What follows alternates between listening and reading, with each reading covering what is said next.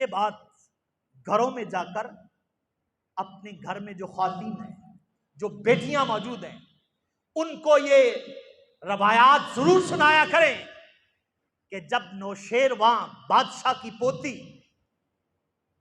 और यज़दगर्द बादशाह की बेटी फातेह ईरान हजरत सैयदना उमर फारूक के दौर में जब कैद होकर एक खातून आई, उस खातून का नाम है हजरत शहरबानो रदी अल्लाह ताला अन्हा। आप जब कैद होकर आई ना, जाहिर है कि बादशाह की बेटी है, एक बादशाह की बेटी है और दूसरे बादशाह की आप पोती हैं, और उस वक्त जब आप गिरफ्तार हुई ना, मुख्तलिफ रवायत उलमा ने बयान की कि इतना कीमती आपने लिबास पहना हुआ था कि अगर उसके हीरे जवाहरात बेचकर कई बागात मदीना के खरीदे जा सकते थे। जब उनको लाया गया तो हजरत उमर फारूक रदी अल्लाह ताला अन्हु चूंकि अमीरुल मोमिनीन थे, कैदी तकसीम करना शुरू हुए, तो सहाबा इकराम ने कहा चूंकि ये बादशाह की बेटी है, एक आली खानदान से हैं, लिहाजा इनका निकाह भी अमीरुल मोमिनीन के बेटे से कर दिया जाए, अमीरुल मोमिनीन के पास ये रहेंगी।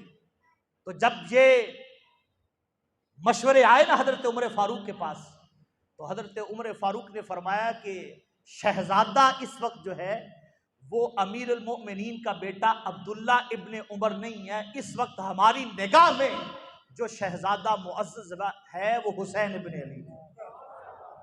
आपने हजरत अली मुर्तज़ा को बुलाया और बुलाकर आपने फरमाया मैं चाहता हूं कि हजरत शहरबानो का निकाह इमाम हुसैन से कर दिया जाए, और मस्जिद नबवी में हजरत अली मुर्तज़ा की मौजूदगी में अमीरुल मोमिनीन हजरत उमर फारूक ने निकाह पढ़ाया। मुझे ये बताइए कि आज अगर कोई अहले बैत की मोहब्बत में या हजरत अली की मोहब्बत में सहाबा के आपस में इख्तिलाफात बताए तो बताओ कि ये मुखालिफ ऐसे होते हैं? ये तो सारे मोहब्बत वाले।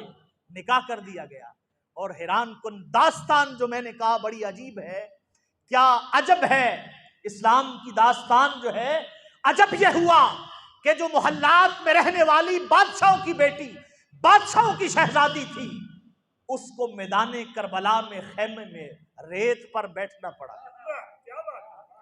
आपकी वफा का ये आलम है।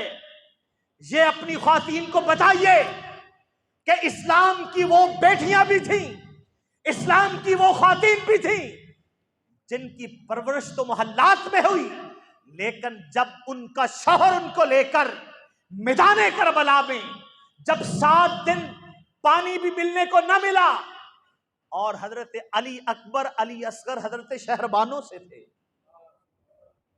तपती हुई रेत पे बैठे, लेकिन उफ तक नहीं की, कोई इतराज नहीं किया और कोई मुतालबा नहीं किया कि मैं बादशाह की बेटी होकर आज मुझे मैदाने करबला में इस हालत में तनहा छोड़ दिया। लेकिन ये लोग वफा के पैकर थे। दूसरी बात यह है कि बाद अज शहादत के जब 70 लाशें सामने पड़ी, सर जिस्म से कटे हुए हो, बेटे भी मौजूद हो, भांजे भी मौजूद हो, शौहर भी सामने शाहजहां में शहादत नोश कर चुके हो, पूरा खानदान लुट चुका हो, उस वक्त जो शहरबानों का किरदार था वो क्या था? उस वक्त हजरत ज़ैनब सलामुल्लाह अलैहा का किरदार वो क्या था? सारे काफिले की क़यादत किसने की? हजरत ज़ैनब सलामुल्लाह अलैहा ने की। जब यजीद के दरबार में काफिला पहुंचा ना, तो वो खातीन पर्दे में साइड पे बैठी हुई थी। यजीद मुआयना करने के लिए आया, फौज उसको गार्ड ऑफ ऑनर दे रही थी। उसने कहा ये कौन मगरूर खातून बैठी है, इसका सर कलम कर दिया जाए।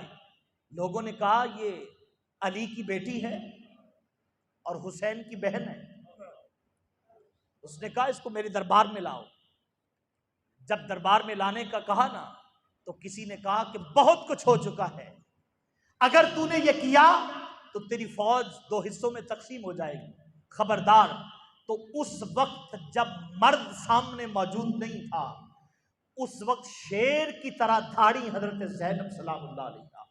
आपने फरमाया यजीद मेरे कत्ल के आर्डर देने वाले, वो आजाद करदा गुलाम के बेटे, कल से तो तेरे आबाओ अजदाद मेरे नबी की तलवारों में गर्दने झुका के मौजूद थे। फतह मक्का के मौका पर तुझे याद है कि मेरे नाना ने कहा था, ला तसरीबा अलैकुमुल यौम, जाओ तुम्हें सबको माफ कर दिया, तुम तो हमारे आजाद करदा गुलाम हो। इसी अस्ना में मुअज्जिन ने अजान दी, जब ये पुकारा ना, अशहदु अन्ना मुहम्मद रसूलुल्लाह, फरमाया यजीद मेरे नाने का नाम ता कयामत तक इसी तरह पुकारा जाए।